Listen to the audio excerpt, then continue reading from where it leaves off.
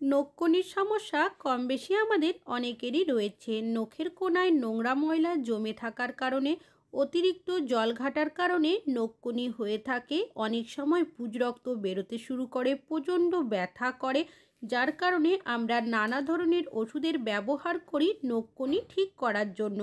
তবে কিছুদিনের জন্য ঠিক হয়ে গেলেও আবারও কিন্তু নখকনির সমস্যা দেখা দেয়। তবে কমেন্ট আসছে নখকনির সমস্যায় ভুগছি, এমন কিছু ঘরোয়া টোটকা বলুন যাতে করে আমাদের নখকনি ঠিক হয়ে যায়।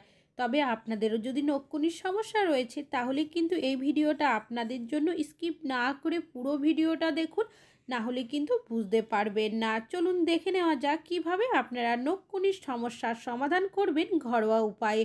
সবার প্রথম নিয়ে নিয়েছি এখানে একটা পাত্র। এমন একটা পাত্র নেবেন যেটা কিনা কোনো খাবার কাজে ব্যবহার করেন না। এর মধ্যে দিয়ে দিচ্ছি বেশ কিছুটা পরিমাণের কুসুম গরম জল। এখানে অতিরিক্ত গরম জলের ব্যবহার করা যাবে না। আর দিয়ে দিচ্ছি সামান্য পরিমাণের লবণ, যে লবণ রান্নাতে ব্যবহার করি সেই লবণই দিয়েছি। আর দিয়ে দিচ্ছি সামান্য পরিমাণের বেকিং সোডা।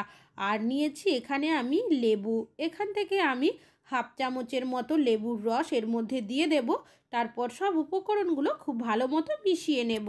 তো দেখতেই পাচ্ছেন মিশ্রণটা কিন্তু তৈরি হয়ে গেছে। এখানে একটা সুতির কাপড়ের টুকরো নিয়েছি, আপনারা চাইলে তুলোরও ব্যবহার করতে পারেন। মিশ্রণের মধ্যে ভালো করে ডিপ করে নিয়েছি। তারপর আপনাদের যে জায়গার মধ্যে নখকুনি হবে সেই জায়গাটা এই মিশ্রণটা দিয়ে ভালো করে পরিষ্কার করে নেবেন। অনেক সময় দেখবেন নখের কোনা ফুলে থাকে, পুজ রক্ত বেরোতে শুরু করে। এইভাবে যদি পরিষ্কার করে নেন সেক্ষেত্রে দেখবেন নখের কোনাগুলো খুব ভালো মতো পরিষ্কার হয়ে যাবে। তাছাড়াও যখনই এই মিশ্রণটা ব্যবহার করবেন নখকুনির জায়গাটা দেখবেন অনেকটাই কিন্তু আরাম অনুভব হবে। মিশ্রণটা কিন্তু এইভাবে করে নখকুনির জায়গাতে কিছুটা পরিমাণের দিয়েও দিতে পারেন। এই মিশ্রণের মধ্যে যেহেতু লবণ, বেকিং সোডা, লেবুর রসের ব্যবহার করা হয়েছে, যার কারণে কি হবে, লবণ দেওয়ার কারণে বিষ ব্যথা দূর করবে, বেকিং সোডা আমাদের নখকুনির জায়গাটা পরিষ্কার করতে সাহায্য করবে। তাছাড়া আপনারা চাইলে মিশ্রণের মধ্যে আঙুলটা কিন্তু কিছুক্ষণের জন্য ডুবিয়েও রাখতে পারেন। এবার একটা কাপড়ের সাহায্যে বা তাওয়ালের সাহায্যে নখকুনির জায়গাটা ভালো করে পরিষ্কার করে নেবেন যাতে করে একটুও জল না থাকে। এবার নিয়ে নিয়েছি এখানে একটা পাত্র, আর নিয়েছি এখানে আমি 4 কোয়া মিডিয়াম সাইজের রসুন। আপনারা যদি বড় সাইজের নেন সেক্ষেত্রে 2 কোয়া নিলেও হবে। আমি নিয়েছি একটা গ্রেটারের সাহায্যে রসুনগুলোকে আমি ভালো করে গ্রেট করে নেব। তবে চাইলে আপনারা এখানে কিন্তু থেতো করেও ব্যবহার করতে পারেন, তবে যাতে রসুনের যে রসটা থাকে ভালো মতো বেরিয়ে আসে সেদিকে লক্ষ্য রাখতে হবে।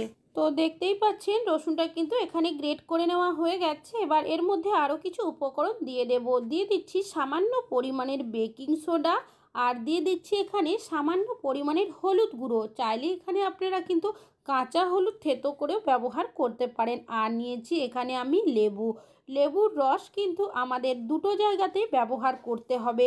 1 চামচের মতো লেবুর রস এর মধ্যে দিয়ে দেব। তবে এই মিশ্রণের মধ্যে কিন্তু কোনোভাবেই জলের ব্যবহার করা যাবে না।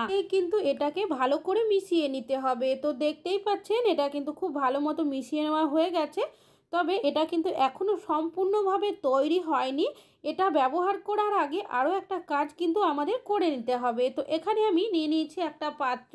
এবার এর মধ্যে দিয়ে দিচ্ছি 1 চামচ পরিমাণের সর্ষের তেল। এখানে সর্ষের তেলেরই ব্যবহার করতে হবে। আর নিয়েছি এখানে আমি কর্পূর।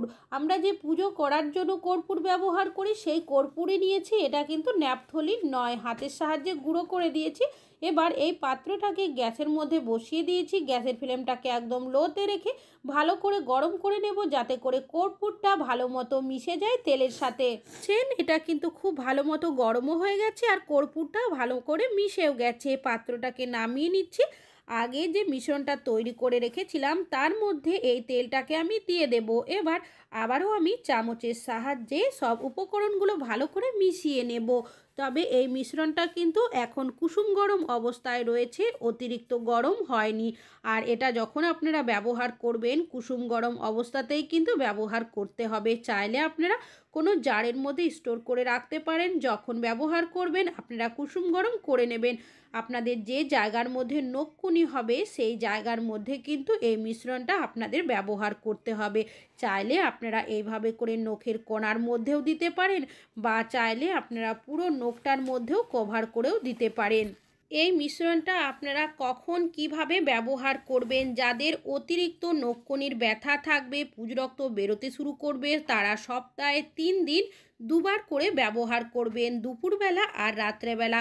যখনই ব্যবহার করবেন মিশ্রণটা এইভাবে একটা কাপড় পেঁচিয়ে রেখে দেবেন। এতে কি হবে, মিশ্রণটা ঝরে পড়বে না। তাছাড়াও দেখবেন অনেকেরই এইভাবে করে হাতের আঙ্গুলে হোক কি পায়ের আঙ্গুলে অতিরিক্ত জল ঘাটার কারণে ফাঙ্গাস দেখা দেয়। এই মিশ্রণটা কিন্তু আপনারা এই জায়গাগুলোতেও এইভাবে ব্যবহার করতে পারেন, খুব ভালো কাজ করে। এইভাবে আপনারা দুপুরবেলা বা রাত্রেবেলা রেখে দেবেন 2 থেকে 3 ঘন্টার জন্য। তারপর এইভাবে করে কাপড়টাকে আপনারা খুলে নেবেন। খুলে নেওয়ার পর যে মিশ্রণটা লাগিয়েছেন সেটা কাপড়টা দিয়েই মুছে নেবেন। এইভাবে যে একটা তেল ভাব থাকবে খোলার পর দেখবেন সেটা রেখে দেবেন, সাথে সাথে পরিষ্কার করবেন না। আর যদি পরিষ্কার করারই থাকে সেক্ষেত্রে আপনারা কিন্তু এখানে ঠান্ডা জল দিয়ে এটা ধোবেন না, কুসুম গরম জল নিয়ে নেবেন, সেটা দিয়ে একটা সুতির কাপড় হোক কি তুলো সেটা দিয়ে ভালো করে এভাবে পরিষ্কার করে নেবেন। পরিষ্কার করার পর একটা শুকনো তাওয়াল বা কাপড়ের সাহায্যে ভালোভাবে মুছে নেবেন, যাতে করে ভিজে ভাব না থাকে। তারপর আপনারা ভেসলিন, বোরোলিন যেটা আপনাদের কাছে থাকবে সেটা কিন্তু এইভাবে করে যেখানে নখকনি হবে বা ফাঙ্গাস হবে লাগিয়ে রাখবেন। দেখবেন নখকনি এক রাতের মধ্যেই কিন্তু অনেক